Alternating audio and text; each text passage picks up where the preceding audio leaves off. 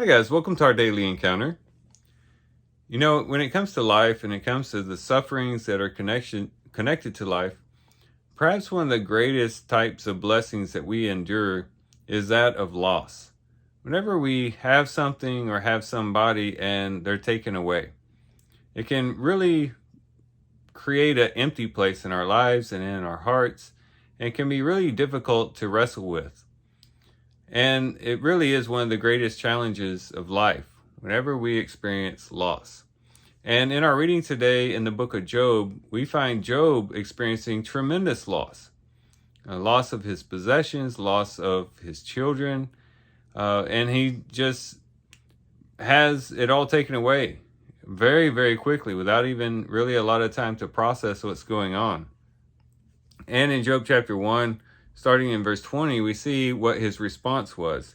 It says, "Then Job arose and tore his robe and shaved his head, and he fell to the ground and worshipped.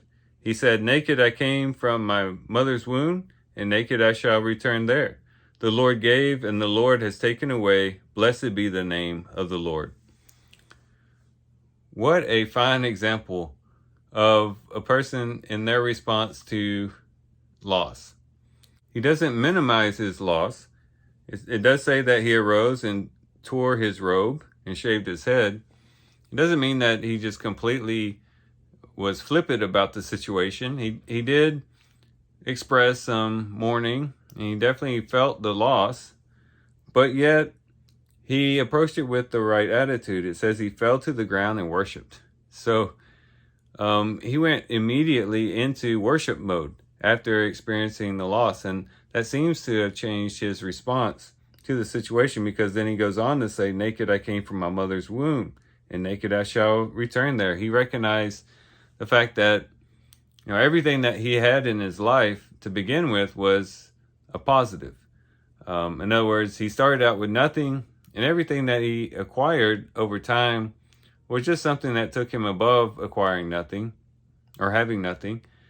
But then he looked to the future to recognize the fact that all of that was added to his life since his birth was just going to be taken away, that he's not going to be able to take it with him. And so even if everything was taken away, he still ends up the same as he was when he was born, and still the same as he would be when he died.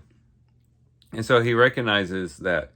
But then he also recognizes that everything that he had came from the Lord in the first place, and therefore the Lord then has the right to take away those things as well. It says the Lord gave, and the Lord has taken away. In other words, everything I had before was just a blessing from God in the first place.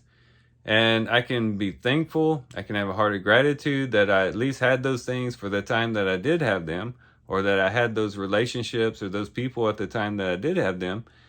And then recognize the fact that those were gifts from God, and that God, in his sovereignty and in his wisdom, has now chosen to take those things away, and to have a heart of submission in connection to that. And then he ends with saying, "Blessed be the name of the Lord," recognizing God's sovereignty once again over the situation. And so this can be a good response for us when it comes to loss, to not minimize the loss, not to make light heart, be lighthearted about it, but to take in the seriousness of the situation, but at the same time to be able to have perspective in connection to the loss, and to take time to fall back into worship with the Lord, going back to looking at things in perspective in connection to both our birth and our death, and also in connection to the gifts of God and the way that the Lord blesses us, but then at the same time, God's sovereignty and ability to take those blessings away, and ending with really just praising God and blessing his name.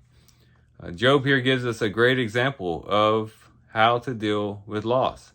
And it doesn't mean that it's easy. It doesn't mean that we can do this flawlessly, but it at least gives us a model. It gives us something to look to help us perhaps navigate in a situation that might be full of chaos and uncertainty, and we don't know what to do. We can go back to this text and maybe find a little bit of direction and find a little bit of process that we can go through as we deal with loss. So these are some things we can reflect on and think about as we do our reading today. With that, guys, I do thank you for watching the video today. Hope you guys have a great day. Love you guys. God bless.